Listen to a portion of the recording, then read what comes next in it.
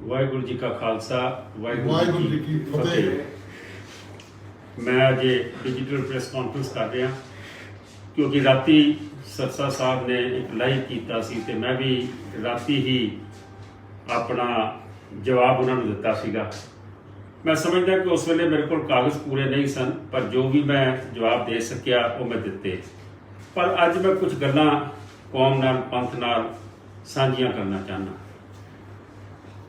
ਬੰਗਲਾ ਸਾਹਿਬ ਗੁਰੂ ਹਰਕ੍ਰਿਸ਼ਨ ਪਾਤਸ਼ਾਹ 8ਵੇਂ ਗੁਰੂ ਨਾਨਕ ਸਾਹਿਬ ਦਾ ਸਥਾਨ, ਜਿੱਥੇ ਦੁਨੀਆ ਆ ਕੇ ਨਤਮਸਤਕ ਹੁੰਦੀ ਹੈ, ਲੇਕਿਨ ਉਹਦੇ ਪਿੱਛੇ ਇੱਕ ਇਤਿਹਾਸ ਹੈ ਕਿ ਜਦੋਂ ਰਾਜਾ ਜੈ ਸਿੰਘ ਨੇ ਗੁਰੂ ਸਾਹਿਬ ਨੂੰ ਦਿੱਲੀ ਆਉਣ ਦਾ ਨਿਯੋਤਾ ਦਿੱਤਾ ਔਰ ਗੁਰੂ ਸਾਹਿਬ ਦਿੱਲੀ ਆਏ, ਔਰੰਗਜ਼ੇਬ ਨੇ ਬਹੁਤ ਪ੍ਰੈਸ਼ਰ ਪਾਇਆ ਕਿ ਮੈਂ ਗੁਰੂ ਸਾਹਿਬ ਦੇ ਦਰਸ਼ਨ ਕਰਨਾ ਚਾਹੁੰਦਾ, ਲੇਕਿਨ ਗੁਰੂ ਸਾਹਿਬ ਨੇ ਆਖਿਆ ਕਿ ਮੈਂ ਮਲੇਸ਼ ਦੇ ਮੱਥੇ ਨਹੀਂ ਲੱਗਣਾ। ਔਰੰਗਜ਼ੇਬ ਵਰਗਾ ਬਾਦਸ਼ਾਹ ਹੋਵੇ ਔਰ 8ਵੇਂ ਗੁਰੂ ਨਾਨਕ ਇਹ ਆਖ ਦੇਣ ਕਿ ਮੈਂ ਤੇਰੇ ਮੱਥੇ ਨਹੀਂ ਲੱਗਣਾ। ਮੈਂ ਸਮਝਦਾ ਉਸ ਵੇਲੇ ਦਿੱਲੀ ਸ਼ਹਿਰ 'ਚ ਬਹਿ ਕੇ ਕੌਣ ਇਹ ਜੁਰਤ ਕਰ ਸਕਦਾ ਸੀ? ਇਹ ਗੁਰੂ ਨਾਨਕ ਦਾ ਘਰ ਹੀ ਕਰ ਸਕਦਾ ਸੀ। ਪਰ ਸਰਦਾਰ ਸਰਸਾ ਸਾਹਿਬ, ਤੁਸੀਂ ਉਸ ਦਰ ਨੂੰ ਵੀ ਢਾਹ ਲਾਈ ਹੈ। ਤੁਸੀਂ ਉਸ ਦਰ ਦੀ ਜਿਹੜੀ ਮਰਿਆਦਾ ਸੀ ਤੁਸੀਂ ਉਸ ਨੂੰ ਵੀ ਢਾਹ ਲਾਈ ਹੈ। ਤੁਸੀਂ ਕਾਤਲਾਂ ਦੇ ਪੈਸੇ ਲੈ ਕੇ ਉਸ ਸਥਾਨ ਤੇ ਜੋ ਕੁਝ ਤੁਸੀਂ ਆਖਦੇ ਹੋ ਕਿ ਬਈ ਇਹ ਅਮਿਤਾਭ ਬੱਚਨ ਨੇ ਲਾਇਆ ਔਰ ਉਹਦੇ ਸ਼ੋਲੇ ਗਾਏ ਨੇ, ਉਹਦੇ ਮੈਂ ਕੁਝ ਸਬੂਤ ਕੁਝ ਰਾਤੀ ਦਿੱਤੇ ਸੀ, ਅੱਜ ਵੀ ਜ਼ਰੂਰ ਮੈਂ ਤੁਹਾਡੇ ਸਾਹਮਣੇ ਲੈ ਕੇ ਆਵਾਂਗਾ। ਔਰ ਸਭ ਤੋਂ ਵੱਡੀ ਗੱਲ ਕਿ ਤੁਸੀਂ ਚੁੱਪ ਰਹੇ। ਤੁਸੀਂ ਸਿਰਫ 2 ਕਰੋੜ ਦੀ ਗੱਲ ਕੀਤੀ ਔਰ ਇਹ ਆਖਿਆ ਕਿ ਮੈਂ ਤੇ ਸਿਰਫ ਇੱਕ ਵਾਰੀ ਉਹਦੇ ਨਾਲ ਮੇਰੀ ਗੱਲ ਹੋਈ ਸੀ, ਉਹ ਵੀ ਹੁਣੇ ਤੁਹਾਨੂੰ ਮੈਂ ਜ਼ਰੂਰ ਸਬੂਤ ਦਿਆਂਗਾ। ਤੁਸੀਂ 10 ਕਰੋੜ ਬਾਰੇ ਬੋਲੇ ਹੀ ਨਹੀਂ। ਆਖਰ ਇਹ ਅੱਜ ਤੋਂ 3 ਮਹੀਨੇ ਪਹਿਲੇ ਤਾਂ ਮਸ਼ੀਨਾਂ ਦੀ ਓਪਨਿੰਗ ਹੁੰਦੀ ਹੈ, ਲੇਕਿਨ ਮਸ਼ੀਨਾਂ ਦੇ ਆਰਡਰ ਤੇ ਕਿੰਨੇ ਮਹੀਨੇ ਪਹਿਲੇ ਹੋਏ ਹੋਣਗੇ? ਉਹਨੇ 10 ਕਰੋੜ ਰੁਪਏ ਜਿਹੜਾ ਦਿੱਤਾ ਸੀ ਉਹ ਤੁਸੀਂ ਉਦੋਂ ਬੋਲਦੇ ਹੋ ਜਦੋਂ ਉਹ ਆਪਣੇ ਬਲੌਗ 'ਚ ਲਿਖਦਾ ਹੈ। ਉਹ ਸਾਰੀ ਡਿਟੇਲ ਹੁਣੇ ਮੈਂ ਤੁਹਾਨੂੰ ਦਿਖਾਵਾਂਗਾ, ਲੇਕਿਨ ਤੁਸੀਂ ਛੁਪਾਇਆ, ਮੈਂਬਰਾਂ ਤੋਂ ਛੁਪਾਇਆ, ਕੌਮ ਤੋਂ ਛੁਪਾਇਆ ਔਰ ਤੁਸੀਂ ਪੈਸੇ ਲਏ। ਮੈਂ ਇਹ ਸਮਝਦਾ ਹਾਂ ਕਿ ਤੁਸੀਂ ਇੱਕ ਬਹੁਤ ਵੱਡਾ ਧਰੋਸ ਸਥਾਨ ਨਾਲ ਕੀਤਾ, ਜਿੱਥੇ ਗੁਰੂ ਹਰਕ੍ਰਿਸ਼ਨ ਪਾਤਸ਼ਾਹ ਨੇ ਇੱਕ ਮਰਿਆਦਾ ਤੈਅ ਕੀਤੀ ਸੀ ਕਿ ਮਲੇਸ਼ ਦੇ ਮੱਥੇ ਨਹੀਂ ਲੱਗਣਾ। ਖਾਲਸਾ ਜੀ, ਤੁਸੀਂ ਆਖਦੇ ਹੋ ਕਿ ਮੇਰੀ ਇੱਕ ਵਾਰੀ ਗੱਲ ਹੋਈ, ਮੈਨੂੰ ਪਤਾ ਹੀ ਨਹੀਂ ਪੈਸੇ ਕਦੋਂ ਆਏ। ਇਹ ਤੁਹਾਡਾ ਟਵੀਟ ਹੈਗਾ ਜਿਹਦੇ ਤੁਸੀਂ ਆਪ ਲਿਖ ਰਹੇ ਹੋ। ਜੇ ਇਹ ਪੜ੍ਹੋ ਜਿਹਨੂੰ ਮੈਂ ਹਾਈਲਾਈਟ ਕੀਤਾ, ਇਹ ਕੀ ਲਿਖ ਰਿਹਾ? ਅਮਿਤਾਭ ਜੀ ਕਾਲਡ ਮੀ ਆਲਮੋਸਟ ਡੇਲੀ। ਹਰ ਰੋਜ਼ ਅਮਿਤਾਭ ਬੱਚਨ ਤੁਹਾਡੇ ਕੋਲੋਂ ਅਪਡੇਟ ਲੈ ਰਹੇ ਸੀ ਔਰ ਤੁਸੀਂ ਰਾਤੀ ਜਦੋਂ ਲਾਈਵ ਹੋਏ ਹੋ ਔਰ ਤੁਸੀਂ ਆਖਦੇ ਹੋ ਕਿ ਬਿਲਕੁਲ ਮੇਰੀ ਉਹਦੇ ਨਾਲ ਇੱਕ ਵਾਰੀ ਗੱਲ ਹੋਈ ਹੈ, ਇਸ ਤੋਂ ਇਲਾਵਾ ਗੱਲ ਨਹੀਂ ਹੋਈ। ਇਸ ਤੋਂ ਬਾਅਦ ਅਮਿਤਾਭ ਬੱਚਨ ਜੀ ਦਾ ਬਲੌਗ ਹੈ, PTI ਦਾ ਰਿਲੀਜ਼ ਹੈ। ਇਹ ਸਿਰਫ ਉਤਲੀਆਂ 4 ਲਾਈਨਾਂ ਪੜ੍ਹ ਲਓ। ਅਮਿਤਾਭ ਬੱਚਨ ਡੋਨੇਟਡ ਦੀ ਐਂਟਾਇਰ ਡਾਇਗਨੋਸਟਿਕ ਸੈਂਟਰ ਇਨ ਦਿੱਲੀ ਗੁਰਦੁਆਰਾ ਕਮੇਟੀ। ਇਹ ਉਤਲੀਆਂ 3 ਲਾਈਨਾਂ ਪੜ੍ਹੋ। ਅਮਿਤਾਭ ਬੱਚਨ ਜੀ ਲਿਖ ਰਹੇ ਨੇ ਕਿ ਬਈ ਮੈਂ ਐਂਟਾਇਰ ਬੰਗਲਾ ਸਾਹਿਬ ਦਾ ਡਾਇਗਨੋਸਟਿਕ ਸੈਂਟਰ ਮੈਂ ਡੋਨੇਟ ਕੀਤਾ ਹੈ। ਇਹਦੇ ਬਾਅਦ ਤੁਸੀਂ ਆਉਂਦੇ ਹੋ ਔਰ ਤੁਸੀਂ ਆਖਦੇ ਹੋ ਕਿ ਹਾਂ ਜੀ, ਜਦੋਂ ਅੱਜ ਤੋਂ 4 ਦਿਨ ਪਹਿਲੇ ਅਮਿਤਾਭ ਬੱਚਨ ਬੋਲਦਾ ਹੈ ਉਦੋਂ ਤੁਸੀਂ ਮੰਨਦੇ ਹੋ, ਉਸ ਤੋਂ ਪਹਿਲੇ ਤੁਸੀਂ ਇਹਦਾ ਜ਼ਿਕਰ ਹੀ ਨਹੀਂ ਕੀਤਾ। ਫਿਰ ਇਹ ਲਿਖਿਆ ਜਾਂਦਾ ਹੈ, Amitabh Bachchan provided us with MRI machine CT scan at ਇਹ ਦਿੱਲੀ ਸਿੱਖ ਗੁਰਦੁਆਰਾ ਕਮੇਟੀ। ਆ ਵੀ ਤੁਸੀਂ ਪੜ੍ਹੋ। ਇਹ ਟਾਈਮਜ਼ ਨਾਓ ਨੂੰ ਤੁਸੀਂ ਕਮੇਟੀ ਐਕਸੈਪਟ ਕਰਦੀ ਹੈ। ਇਹ ਉਤਲੀਆਂ 3-4 ਲਾਈਨਾਂ ਫੇਰ ਪੜ੍ਹ ਲਓ। ਤੁਸੀਂ ਇਹ ਉਤਲੀਆਂ 3-4 ਲਾਈਨਾਂ ਤੁਸੀਂ ਫੇਰ ਪੜ੍ਹ ਲਓ। ਇਹ ਤੁਸੀਂ ਐਕਸੈਪਟ ਕਰਦੇ ਹੋ। ਪੰਜਾਬੀ ਜਾਗਰਣ ਦੇ ਵਿੱਚ ਗੁਰਦੁਆਰਾ ਕਮੇਟੀ ਰਿਲੀਜ਼ ਕਰਦੀ ਹੈ ਖਬਰ ਔਰ ਉਹਦੇ 'ਚ ਖਬਰ ਹੈ ਸਿਰਸਾ ਤੇ ਕਾਲਕਾ ਨੇ ਕਿਹਾ ਕਿ ਉਹਨਾਂ ਨੇ ਜੁਨੇਜਾ ਪਰਿਵਾਰ ਤੇ ਚਾਵਲਾ ਪਰਿਵਾਰ ਨੂੰ ਇਸ ਪ੍ਰੋਜੈਕਟ ਲਈ ਯੋਗਦਾਨ ਦੇਣ ਵਾਲੇ ਹਰ ਵਿਅਕਤੀ ਦਾ ਉਹਨਾਂ ਨੇ ਇਹ ਦੋ ਪਰਿਵਾਰਾਂ ਦਾ ਧੰਨਵਾਦ ਕੀਤਾ। ਔਰ ਇਹਦੇ ਵਿੱਚ ਅਖਬਾਰ ਦੇ ਵਿੱਚ ਇਹ ਇੱਕ ਮੈਂ ਫੋਟੋ ਦਿਖਾਣਾ ਚਾਹੁੰਦਾ ਹਾਂ। ਹੁਣ ਇਸ ਫੋਟੋ ਦੇ ਵਿੱਚ ਇਹ ਬਹੁਤ ਹੀ ਮੰਨੇ ਪ੍ਰਵੰਨੇ ਪਰਿਵਾਰ ਨੇ, ਦਿੱਲੀ ਦੇ ਬਹੁਤ ਸੇਵਾ ਕਰਦੇ ਨੇ ਇਹ ਦੋਵੇਂ ਪਰਿਵਾਰ ਜਿਨ੍ਹਾਂ ਦਾ ਜ਼ਿਕਰ ਹੋ ਰਿਹਾ। ਇਹ ਅਗਰ ਤੁਸੀਂ ਵਿੱਚ ਦੇਖੋ ਕਿ ਜਿਹੜਾ ਸਿਟੀ ਸਕੈਨ ਹੈ ਉਸ ਪਰਿਵਾਰ ਦੇ ਇੱਕ ਬੱਚੇ ਦੇ ਨਾਂ ਦੇ ਉੱਤੇ ਲਗਾਇਆ ਜਾ ਰਿਹਾ। ਮੈਨੂੰ ਇਹ ਨਹੀਂ ਸਮਝ ਆਈ ਕਿ ਇੱਕ ਪ੍ਰੋਜੈਕਟ ਤੇ ਦੋ ਜਗ੍ਹਾ ਤੋਂ ਪੇਮੈਂਟ ਲੈ ਲਈ ਤੁਸੀਂ।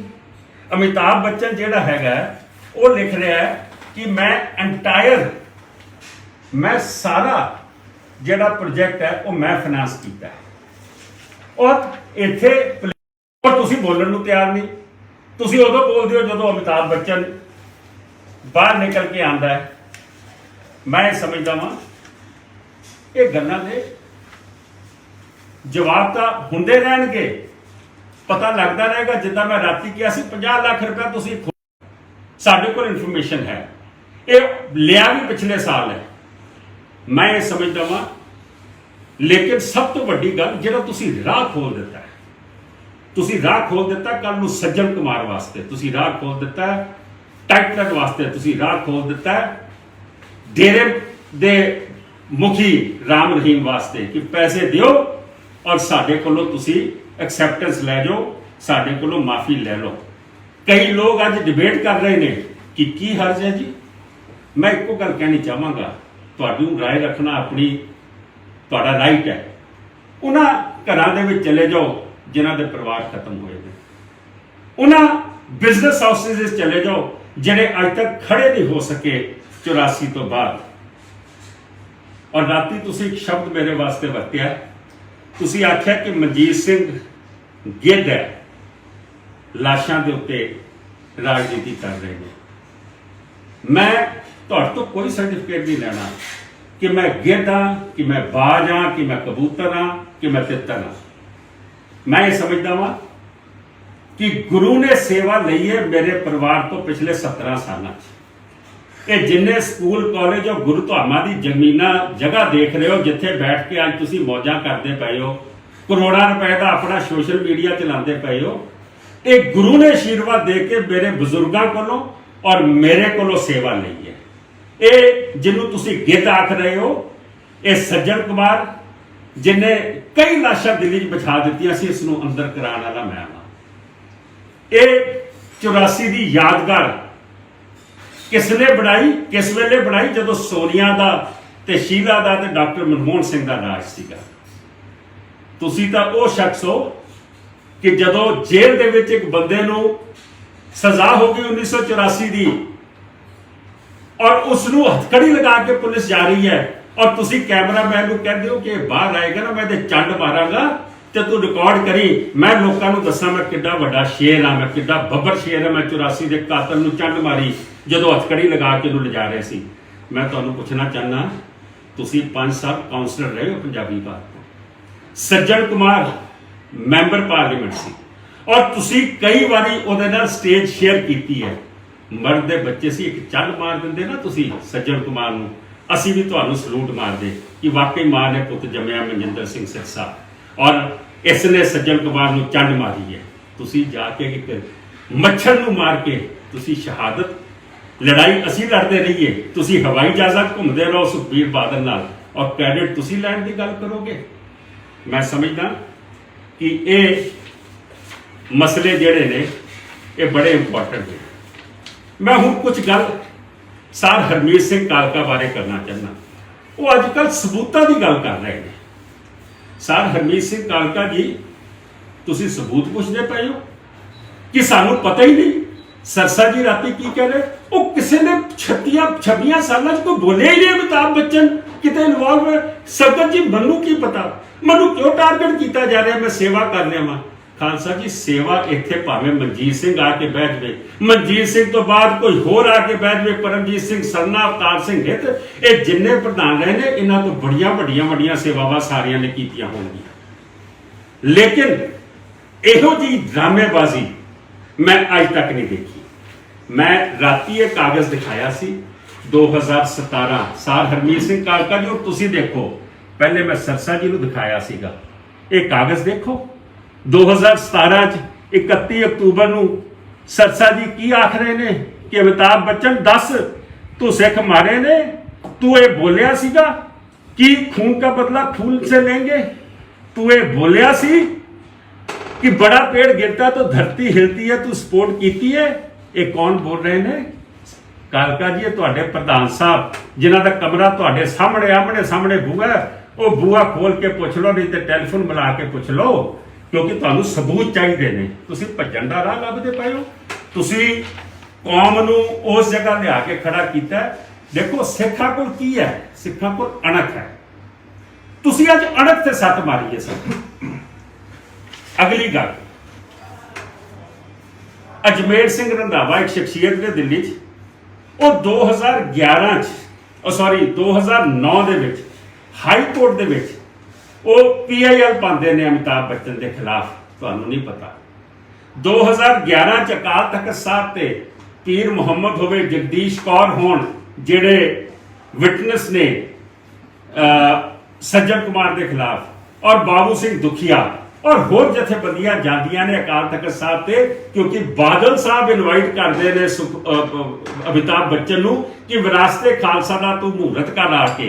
और जदों एक कंट्रोवर्सी पैदा होंदी है, इस कंट्रोवर्सी दे उत्ते अकाल तख्त साहब ते शिकायत जाती है, अमिताभ बच्चन रुक जाता है। जेड़ा उत्थे बॉम्बे तो जेड़ा SGPC दा मैंबर है बावा, वो पूरा जोर लाता, अज भी जोर ला रहा, अज भी जो कुछ हो रहा जरूर उसका भी विच इहदे च रोल हैगा। और वो आखते ने कि इन्हों माफ़ी दे देनी चाहिए है। सर कालका जी, मैं एक चीज़ होर दिखाना चाहना, कौम नूं पता लगना चाहिए तुसीं किहड़े परिवार तो हो, तुहाडा पिछोकड़ की है। ए देखो, ये कालका जी दे दादा जी जदों प्रधान सीगे, Indian Express full page ad दी है अकाल तखत के खिलाफ। क्यों?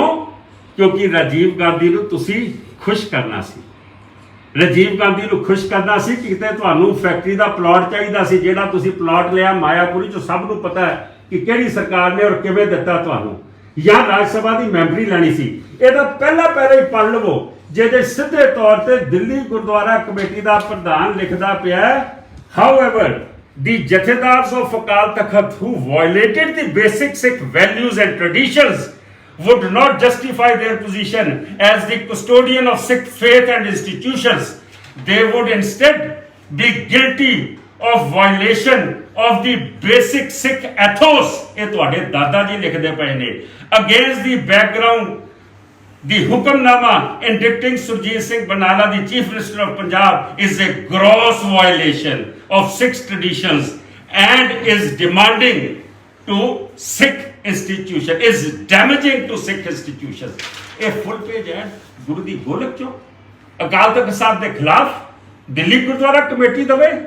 और अज तुसी आख रहे हो कि मैं फिर बंगला साहब, जिवें तुसी बंगला साहब ਜਿਹੜੇ ਪੰਜ ਪਿਆਰੇ ਅੰਮ੍ਰਿਤ ਛਕਾਉਂਦੇ ਨੇ ਉਹਨਾਂ ਦਾ ਟਾਈਮ 10:30 11 ਵਜੇ ਦਾ। ਸਰਸਾ ਜੀ ਨੇ ਜਦੋਂ ਦਾੜੀ ਰੰਗੀ ਦਾ ਮਸਲਾ ਆਇਆ, ਸਵੇਰੇ 7 ਵਜੇ ਤਲਬ ਕੀਤੇ ਪੰਜ ਪਿਆਰਿਆਂ ਨੂੰ ਦੇ ਅੱਗੇ ਪੇਸ਼ ਹੋਈਦਾ। ਕਦੀ ਇਹ ਸੁਣਿਆ ਸੀਗਾ ਕਿ ਉਹ ਤਲਬ ਕੀਤੇ ਜਾਂਦੇ ਨੇ? ਤੁਸੀਂ ਤਲਬ ਕਰਕੇ ਆ ਉਹਨਾਂ ਨੂੰ ਹੁਕਮਨਾਮਾ ਦੇ ਦਿੱਤਾ, ਜਿਵੇਂ ਬਾਦਲ ਕਰਦੇ ਨਾ ਅਕਾਲ ਤਖਤ ਤੇ ਜਥੇਦਾਰਾਂ ਨੂੰ ਦਿੰਦੇ ਨੇ ਕਿ ਇਹਨੂੰ ਮਾਫੀ ਦੇ ਦਿਓ, ਇਹਨੂੰ ਟੰਗ ਦਿਓ, ਇਹਨੂੰ ਛੱਡ ਦਿਓ। ਤੁਸੀਂ ਆਖਿਆ ਕਿ ਮੇਰੀ ਮਾਫੀ ਕਰੋ, ਇੱਥੇ ਇਹ ਲਓ ਮੈਂ ਆਪਣਾ ਕੰਮ ਕਰ ਦਿੱਤਾ। ਅੱਜ ਤੁਸੀਂ ਫੇਰ ਉਹ ਟ੍ਰੈਡੀਸ਼ਨ ਲੈ ਰਹੇ ਹੋ। ਆ ਅਕਾਲ ਤਖਤ ਸਾਹਿਬ ਦੀ ਟ੍ਰੈਡੀਸ਼ਨ ਨੂੰ ਤੁਸੀਂ ਢਾਹ ਲਾਉਣ ਦੀ ਸਾਜ਼ਿਸ਼ ਕਰਦੇ ਹੋ। ਜੱਦੀ ਪੁਸ਼ਤੀ ਤੁਹਾਡਾ ਕੰਮ ਹੈ। ਦੱਸ ਦਈਏ ਇਹ ਕੰਮ ਨਹੀਂ ਹੋਣ ਦਿਆਂਗੇ। ਅਕਾਲ ਤਖਤ ਸਾਹਿਬ ਦੀ ਟ੍ਰੈਡੀਸ਼ਨ ਜਿਹੜੀ ਹੈ ਉਸ ਨੂੰ ਅਸੀਂ ਕਦੀ ਖਤਮ ਨਹੀਂ ਹੋਣ ਦਿਆਂਗੇ। दूजी गल, जदों 84 हो गई ना, राजीव गांधी ने बड़ा जोर लाया, मनो भी सार बूटा सिंह ने राजीव नाल गल कराई कि अकाल तख्त साहब बुलाना कोई सिख परिवार आ गया। मैं उहदे मूँह ते कह के आया सीगा कि गलती ना करी राजीव गांधी, सिख कदी प्रवान नहीं करनगे अकाल तख्त साहब नूं, ये सरकारी अकाल तख्त कोई प्रवान नहीं करेगा। लेकिन इन्हां ने उस वेले तुहाडे दादा जी समेत और होर ਦੋ ਚਾਰ ਸਿੱਖ ਜਿਹੜੇ ਇਹਨਾਂ ਦੇ ਟਾਊਟ ਸੀ ਇਹਨਾਂ ਨੂੰ ਅੱਗੇ ਲਾ ਕੇ ਅਕਾਲ ਤਖਤ ਸਾਹਿਬ ਬਣਾਇਆ। ਅਕਾਲ ਤਖਤ ਸਾਹਿਬ ਬਣਾ ਕੇ ਜਦੋਂ ਕੌਮ ਦੇ ਹਵਾਲੇ ਕੀਤਾ ਤੇ ਕੌਮ ਨੇ ਕੀ ਕੀਤਾ? ਸਾਰਾ ਅਕਾਲ ਤਖਤ ਢਾਹ ਢੇਰੀ ਕਰ ਦਿੱਤਾ ਔਰ ਸੰਗਤ ਦੀ ਕਾਰ ਸੇਵਾ ਔਰ ਪੈਸੇ ਤੋਂ ਪੈਸੇ ਦੇ ਨਾਲ ਉਹ ਅਕਾਲ ਤਖਤ ਦੀ ਦੁਬਾਰਾ ਸਿਰਜਣਾ ਕੀਤੀ। ਕੌਮ ਨੇ ਸਰਕਾਰ ਦਾ ਅਕਾਲ ਤਖਤ ਐਕਸੈਪਟ ਨਹੀਂ ਕੀਤਾ ਸੀ। ਕਾਤਲਾਂ ਦੇ ਪੈਸੇ ਐਕਸੈਪਟ ਕਰਨੇ ਕਿ ਨਹੀਂ ਕਰਨੇ, ਬਿਲਕੁਲ ਉਹਦੇ ਖਿਲਾਫ ਆ। ਕੌਮ ਫੈਸਲਾ ਲਵੇ ਆਪਣਾ ਔਰ ਇਹ ਪੈਸੇ ਜਿਹੜੇ ਨੇ ਇਹ ਵਾਪਸ ਜਾਣਗੇ। ਇਹਦਾ ਕੀ ਮੋਡ ਹੋਏਗਾ ਇਹਦਾ ਵੀ ਰਸਤਾ ਜ਼ਰੂਰ ਕਰਾਂਗੇ, ਕਿਉਂਕਿ ਪਿਛਲੇ ਇੱਕ ਹਫ਼ਤੇ 'ਚ ਮੈਨੂੰ ਏਡੀਆਂ ਜਥੇਬੰਦੀਆਂ ਦੇ ਬਾਹਰੋਂ ਅੰਦਰੋਂ ਹਿੰਦੁਸਤਾਨ 'ਚੋਂ ਮੈਨੂੰ ਗਰੀਬ ਤੋਂ ਗਰੀਬ 84 ਵਾਲਾ ਜਿਹੜਾ 3 ਵੀਲਰ ਚਲਾਉਂਦਾ ਹੈ, ਜਿਹੜਾ ਈ ਰਿਕਸ਼ਾ ਚਲਾਉਂਦਾ ਹੈ, ਉਹ ਕਹਿੰਦਾ ਸਰਦਾਰ ਸਾਹਿਬ मैं 100 रुपया दिहाड़ी मेरे को 500 रुपया दिहाड़ी या 400 रुपया दिहाड़ी बचती है, मैं 100 रुपया उसमें से दूंगा, लेकिन ये कौम को कलंकित मत होने दीजिए। हमारी खून का पैसा हमारी लाशों का सौदा करने वालों को रोकिए। मैं समझदा सोमवार ਨੂੰ फैसला लिया जागो पार्टी ने कि ਅਸੀਂ ਅਕਾਲ ਤਖਤ ਸਾਹਿਬ ਜਾਵਾਂਗੇ, ਜਥੇਦਾਰ ਅਕਾਲ ਤਖਤ ਦੇ ਅੱਗੇ ਸਾਰੀ ਕੰਪਲੇਂਟ ਲੈ ਕੇ ਜਾਵਾਂਗੇ ਔਰ ਇਹ ਵੀ ਦੇਖਾਂਗੇ ਕਿ ਅਕਾਲ ਤਖਤ ਨੂੰ ਜਸਟਿਸ ਕਰਨਾ ਪਏਗਾ।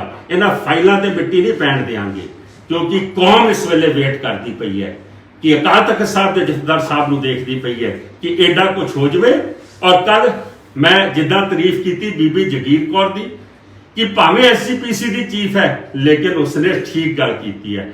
ਰਵੀ ਸਿੰਘ ਜਿਹੜੇ ਖਾਲਸਾ ਏਡ ਵਾਲੇ ਨੇ, ਹੋਰ ਜਥੇਬੰਦੀਆਂ ਨੇ ਇਸ ਦੇ ਉੱਤੇ ਜਿਹੜੀ ਗੱਲ ਕੀਤੀ ਹੈ, ਮੈਂ ਸਮਝਦਾ ਵਾਂ ਕਿ ਮੈਂ ਉਹਨਾਂ ਦਾ ਧੰਨਵਾਦੀ ਹਾਂ। ਮੈਂ ਧੰਨਵਾਦੀ ਨਹੀਂ ਹਾਂ, ਕੌਮ ਧੰਨਵਾਦੀ ਹੈ। ਉਹਨਾਂ ਨੇ ਆਪਣੀ ਜ਼ਮੀਰ ਤੋਂ ਗੱਲ ਕੀਤੀ ਹੈ, ਉਹਨਾਂ ਨੇ ਪਾਰਟੀ ਲਾਈਨ ਤੋਂ ਪਰੇ ਹਟ ਕੇ ਗੱਲ ਕੀਤੀ ਹੈ ਔਰ ਅਸੀਂ ਇਹ ਦੇਖਾਂਗੇ ਕਿ ਆਉਣ ਵਾਲੇ ਸਮੇਂ 'ਚ ਇਹ ਜਿਹੜੀਆਂ ਸਿੱਖ ਮਰਿਆਦਾਵਾਂ, ਇਹ ਸਰਸਾ ਐਂਡ ਕਾਲਕਾ ਇਸ ਨੂੰ ਖਤਮ ਕਰਨਾ ਚਾਹ ਰਹੇ ਨੇ, ਇਹ ਅਸੀਂ ਖਤਮ ਨਹੀਂ ਹੋਣ ਦੇਵਾਂਗੇ। ਔਰ ਇਹ ਜਿਹੜੇ ਸਬੂਤ ਨੇ ਇਹ ਮੀਡੀਆ ਵਾਲੇ ਮੇਰੇ ਕੋਲੋਂ ਸਾਰ ਪਰਮਿੰਦਰ ਸਿੰਘ ਕੋਲੋਂ ਜਿਹੜੀ ਚੀਜ਼ ਮੰਗਣਗੇ ਅਸੀਂ ਸਾਰੀ ਦੇਵਾਂਗੇ। ਬਹੁਤ ਬਹੁਤ ਧੰਨਵਾਦ।